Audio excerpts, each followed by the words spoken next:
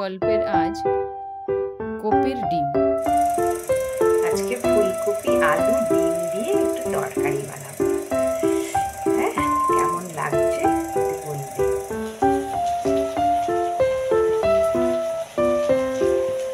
সবজিগুলো সব ভেজে তুলে রেখেছি, আর কড়াইতে পেঁয়াজ, রসুন আর দিয়ে দিয়েছি।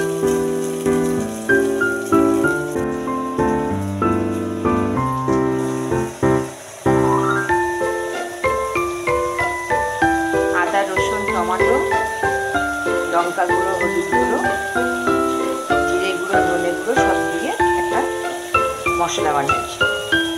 টমেটো দিয়েছি, একটু সামান্য মিষ্টি, নুন,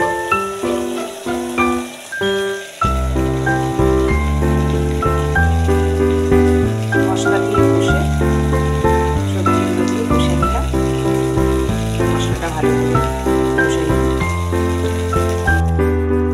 আমার তরকারি রেডি।